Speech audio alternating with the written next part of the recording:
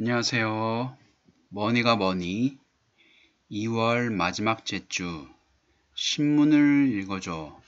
경제신문을 읽어줘. 시작하겠습니다. 순서는 예전과 같이 부동산, 경제금융, 주식, 종합면 이렇고요.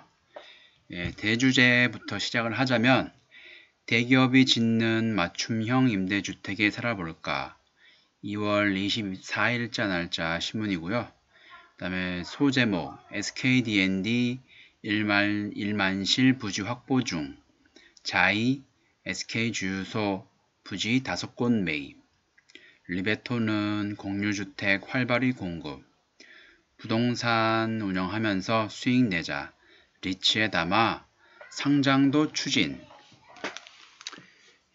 들어가면 대기업 계열 디벨로퍼 부동산 개발 회사들이 1, 2인용 가구형 역세권 임대주택 사업을 본격화하고 있다. 디벨로퍼는 땅 매입부터 기획, 설계, 마케팅, 사업 관리까지 총괄하는 부동산 개발업체다. 이상헌 하이투자증권 연구원은 디벨로퍼들이 분양 중심의 주택사업에서 벗어나 관리 운영 중심의 새로운 먹거리 확보에 나섰다며 공유주택 등 임차인들이 선택할 수 있는 임대주택 유형이 다양해질 것이라고 말했다. 그리고 SK가스 자회사인 SKD&D는 임대주택 부지 확보에 박차를 가하고 있다.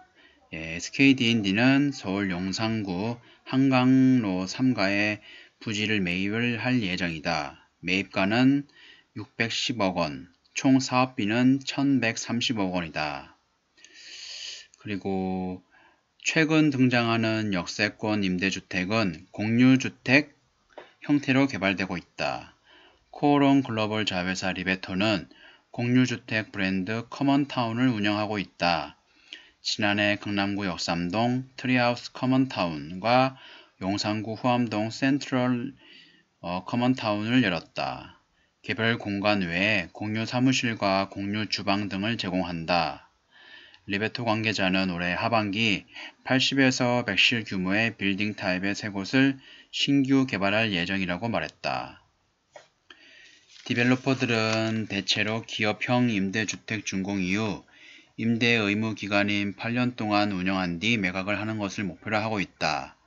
자산을 공모 리츠에 담아 한국거래소에 상장시키는 방안도 검토 중이다. 시장 상황에 따라 개인들에게 개별 매각을 할 수도 있다. 입주를 원하는 개인은 청약 유무, 주택 유무, 소득 수준에 관계없이 신청이 가능하다. 최장 8년간 거주할 수 있다. 공공지원형 임대주택과 달리 임대료가 자율적으로 책정되며 상승률은 연 5%로 제한돼 있다. 김영근 NH투자증권 대체투자팀장은 정부의 공모리츠 활성화 정책에 따라 임대주택을 기초자산으로 하는 공모리츠가 상당수 상장될 것이라고 말했다. 첫 번째 내용은 여기까지고요. 두 번째 대제목 미니 재건축 공급 2년간 900가구에 불과 26일자 신문 내용이고요.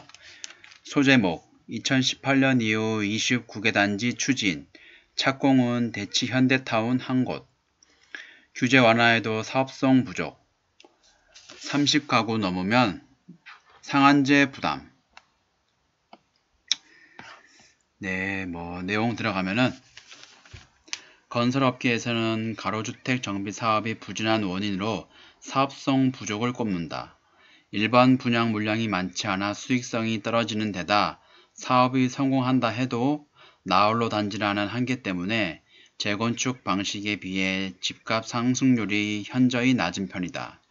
신동아 건설 관계자는 주민 설명회를 개최해도 분담금 이야기가 나오면 부담스러워 사업을 시작하지 못하는 경우가 태반이라며 강남 대치동 학원가나 초역세권 지역을 제외하고 사업을 추진하기 어렵다고 말했다. 그리고 일반 분양 물량이 30가구를 넘으면 분양가 상한제를 적용받는 것도 단점으로 꼽힌다. 이렇다 보니 조합들은 일반 공급 물량을 30가구 미만으로 줄이려는 시도가 잇따르고 있다. 가뜩이나 소규모 사업인 상황에서 공급 물량이 늘어나는데 한계가 있을 수밖에 없다. 부동산 전문가는 주민의 자발적인 참여가 부족한 만큼 획기적인 인센티브를 제공해야 한다고 조언했다. 고준석 동국대 겸임고수는 가로주택 정비 사업은 커뮤니티 시설이 없는 나홀로 단지로 미래 가치가 떨어져 투자 수요가 없다며 사업 시행 면적과 층수 규제를 획기적으로 완화해 사업성을 높여야 한다고 말했다. 네, 두 번째 내용은 여기까지고요. 그 다음에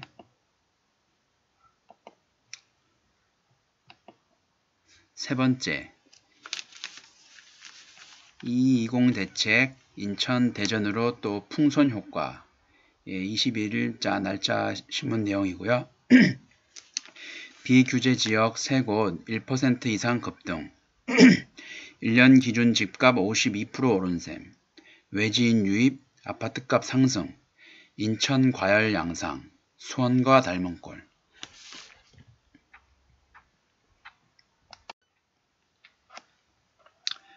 수원 권성구와 영통구는 올해 들어 1%대 주간 상승률을 나타낸 지 한 달이 지나서야 조정지역으로 묶이면서 늑장 대응이라는 비판이 일었다. 수원 권성구와 영통구는 조정지역에 묶이기 직전 주간 수도권 사상 최고 상승률인 2.54%와 2.24%를 기록했다. 그 다음에 인천의 과열 양상은 수원의 전철을 밟고 있다.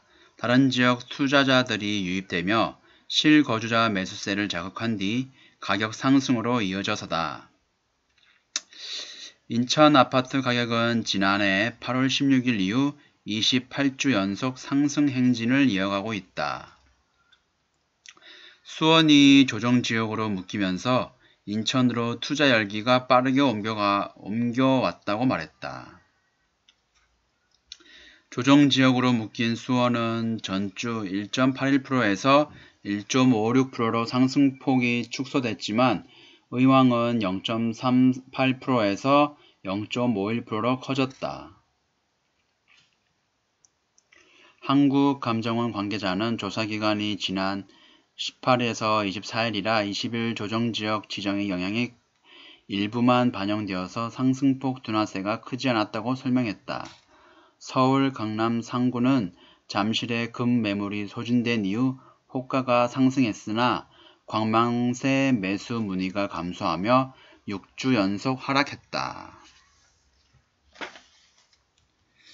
네, 그리고 네 번째 대제목 아파트 이어 다세대 오피스텔도 전셋값 급등. 네, 29일 날짜 신문이고요. 1에서 2%대 낮은 금리로 대출 가능. 신림과 사당동 등 1인 가구 지역 월세에서 전세로 속속 전환.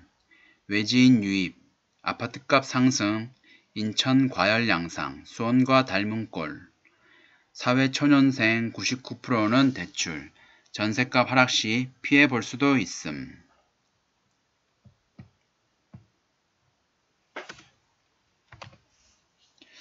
네, 내용 들어가면은 지난달 서울 관악구 신림동에서 신축 빌라 전세를 알아보던 김씨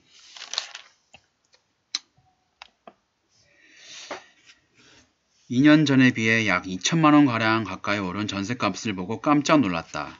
김씨는 전셋값이 1억 5백만원 수준이었는데 집주인이 전세자금 대출로 나오는 신축 빌라라는 이유로 1억 3천만원이나 올렸다며 인근의 신축 원룸 전세 가격도 비슷한 이유로 대부분 2년 사이에 2천만원 가까이 상승했다고 말했다. 아파트에 이어 서민주택인 빌라 오피스텔촌 전셋값이 줄줄이 상승하고 있다. 정부와 지방자치단체들이 주거 안정 차원에서 제공하는 전세자금 대출 상품이 전셋값 상승을 부추긴다는 지적이 나온다.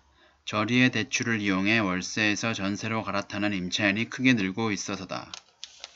오피스텔의 경우 전세 가격이 매매 가격을 추월하는 역전 현상까지 등장했다. 송파구 문정동 송파 하나 오벨리스크 전용 26제곱미터는 지난달 1억 8천만원에 매매됐지만 전세는 이보다 1천만원 높은 1억 9천만원에 거래됐다. 연 1에서 2%대 고정금리로 1억원까지 대출을 받으면 월 10만원의 이자만 부담하면 된다. 이자 비용이 적다 보니 너도 나도 대출을 받으면서 전세 가격이 올라가는 부작용도 낳고 있다. 조건이 가장 좋은 중기 청년 전세자금 대출은 연봉 3,500만원 이하 중소기업 종사자, 부부 합사는 연소득 5천만원 이하에게 최대 1억원을 전세자금으로 대출해주는 제도다.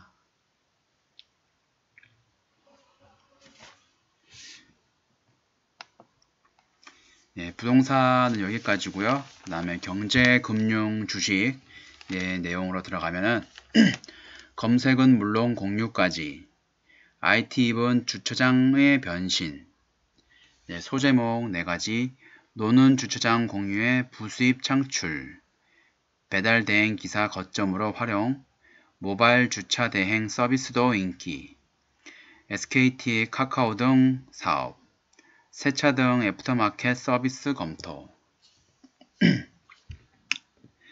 주차난은 도시의 고질병이다. 늘 부족한 주차 공간 때문에 불법 주장차가 판친다. 주차난 해결을 위해 떠오른 사업이 주차장 공유 서비스다. 한글과 컴퓨터 그룹의 계열사인 한컴 모빌리티는 말랑말랑 파킹 프렌즈 모두 컴퍼니의 모두의 주차장이 대표적이다. 주차장 소유주는 주차장이 빈 공간을 활용해 부수입을 얻고 운전자는 저렴한 가격에 이용할 수 있다. 주차 문제로 골머리를 앓는 지방자치단체도 환영한다. 불법 주정차를 줄이고 주차장을 조성할 예산을 아낄 수 있기 때문이다. 주차장은 배달대행 기사를 위한 거점도 된다. 주차장 운영업체 GS파크24는 물류대행업체 메시코리아와 손잡았다.